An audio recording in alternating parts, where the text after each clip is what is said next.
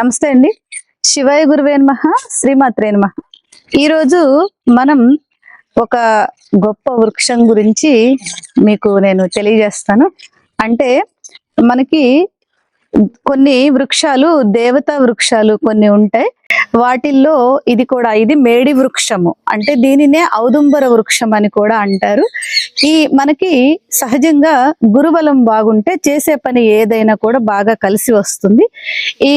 ముఖ్యంగా మనకి పిల్లలకి బాగా జ్ఞాపక శక్తి బాగా ఉండాలన్నా, బాగా చదివింది బాగా గుర్తుపెట్టుకొని పరీక్షలు రాయడం, మంచిగా బాగా పాస్ అవ్వడం, మంచిగా అంటే విద్యలో బాగా మంచి స్థానానికి వెళ్ళాలంటే మనకి శారీరక శ్రమతో పాటుగా మానసికంగా కూడా దృఢంగా ఉండాలి.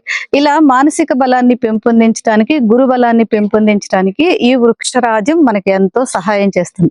అంటే ముఖ్యంగా ఈ వీడియో ఇప్పుడు ఎందుకు చేస్తున్నామంటే, రేపటి నుంచి 10వ తరగతి ఇంటర్మీడియట్ పరీక్షలు రాబోతున్నాయి కనుక ఈ వృక్షం దగ్గర చేసేటటువంటి ఒక ఆరాధన చేసినట్లయితే పిల్లలు బాగా పరీక్షలలో మంచి స్థానంలో ఉత్తీర్ణులవుతారు. అంటే ముందుగా ఈ చెట్టు గురించి మనం కొంచెం తెలుసుకుందాం. ఇది మేడి వృక్షము. సహజంగా ప్రతి వృక్షానికి కూడా మామూలుగా పువ్వులు వచ్చి తర్వాత కాయలు వస్తాయి. కానీ ఈ చెట్టుకి పువ్వులు రావు. కింద నుంచి కూడా ఇదిగో చూడండి, ఇవన్నీ కూడా కాయలు ఏర్పడతాయి. ఇలా రావడానికి ఇంకొకటి ఎంత మహిమ గల చెట్టు అంటే, స్వామి గురు దత్తాత్రేయుల వారు సూక్ష్మ రూపంలో ఈ చెట్టులో ఎప్పుడూ కొలువై ఉంటారు. మనకి ఆర్థిక బాధలు ఉన్నా, దీర్ఘకాలిక సమస్యలు ఉన్నా ఈ చెట్టు చుట్టూతా 41 రోజులు లేదా గురువారాలు స్వామిని మనం భావన చేసుకొని ప్రదక్షిణాలు చేసినట్లయితే కూడా తప్పకుండా మంచి జరుగుతుంది. అంతేకాకుండా మనకి దత్తాత్రేయుని యొక్క చరిత్రలో మనకి తెలుస్తుంది ఒక విషయం. ఏమిటి అంటే, లక్ష్మీ నరసింహస్వామి హిరణ్యకశిపుణ్ణి సంహారం చేసినప్పుడు, అంటే గోళ్లతో చీల్చి సంహరించినప్పుడు ఆ గోళ్లు అంతా విషపూరితం అయిపోయి స్వామికి బాగా భరించరానటువంటి మంటలు కలుగుతాయట ఆ సంహారం చేసిన తర్వాత. అప్పుడు లక్ష్మీదేవి ఈ కాయలు యొక్క రసాన్ని తీసి స్వామికి రాసిందని, అప్పుడు ఆ మంటలు తగ్గాయని అప్పుడు స్వామి ఆనందంతో చెప్పారట. ఇది భూలోకంలో కల్పవృక్షంగా విలసిల్లుతుంది. ఎవరైతే ఈ చెట్టుని ఆరాధిస్తారో వారికి ఎటువంటి విషబాధలు కానీ దరిద్ర బాధలు కానీ ఉన్నా తొలగిపోతాయి అని చెప్పారట. కాబట్టి అంటే మనకి అన్ని చోట్ల ఇది దొరకకపోవచ్చు. ఉన్నవారు ముఖ్యంగా ఏంటంటే, మనకి పిల్లలకి పరీక్షలు రాబోతున్నాయి కనుక, అంటే వారు చేసినా చేయకపోయినా తల్లిదండ్రులు చేయవచ్చు.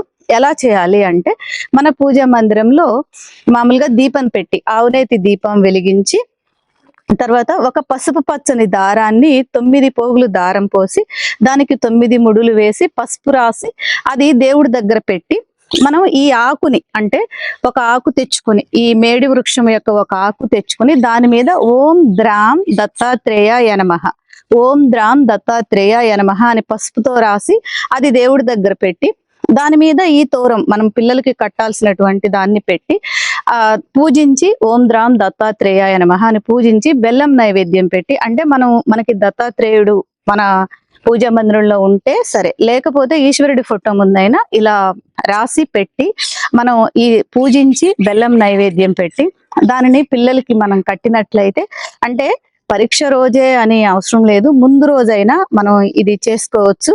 అంటే చేసి తీసుకువెళ్ళి ఇప్పుడు దూరంగా ఉండి చదువుకుంటున్నా కట్టవచ్చు. మన దగ్గర ఉంటే ఆ రోజే మనం కట్టవచ్చు.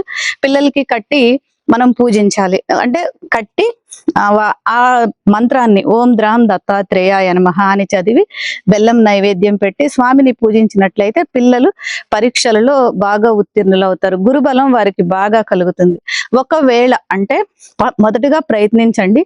దొరకకపోతే ఈ ఆకు దొరకని వారు, ఈ చెట్టు మాకు దగ్గర లేదు అంటే రావి ఆకు పైన ఓం ద్రాం దత్తాత్రేయాయ నమః అని రాసి దానిని అంటే బెల్లం నైవేద్యం పెట్టి ఆ తోరం పెట్టి పూజించి వారికి కట్టి ఆ బెల్లం వారికి తినిపించండి. తర్వాత పరీక్షలు జరిగినన్ని రోజులు కూడా మనం ప్రతిరోజు కూడా అలా రాస్తాం కదా, అక్కడ దత్తాత్రేయుడు కూర్చున్నట్లుగా మనం భావన చేసుకొని పూజించి ప్రతిరోజు ఈ మంత్రాన్ని ఒక 27 సార్లు కానీ 54 సార్లు కానీ 108 సార్లు కానీ చదువుకొని తర్వాత బెల్లం నైవేద్యం పెట్టి మనం అలా రోజు పూజించినట్లయితే అది గురు దత్తాత్రేయుని కరుణా కటాక్షంతో వీరికి పిల్లలకి బాగా పరీక్షలలో మంచిగా ఉత్తీర్ణులు అవుతారు. అందువలన ఈ ఈ పరీక్షా సమయంలో వారికి మనోబలాన్ని మనం పెంచడానికి, గురుబలాన్ని పెంచడానికి ఈ విధంగా చేసుకోవచ్చు. అంతేకాకుండా పరీక్షలు జరిగిన అన్ని రోజులు కూడా అంటే మనకి అమ్మ జగన్మాత అన్ని రూపాలలో కొలువై ఉంటుంది కనుక ఎవరైనా సరే పరీక్ష ఏ రోజు ఉంటే ఆ రోజు 10వ తరగతి అయినా ఇంటర్మీడియట్ అయినా శివాలయంలో ఉండేటటువంటి అమ్మవారికి వారి పేరున కుంకుమార్చన జరిపించినా కూడా వారు చాలా బాగా మంచిగా ఉత్తీర్ణులు అవుతారు. ఈ విధంగా మనం జరుపుకోవచ్చు.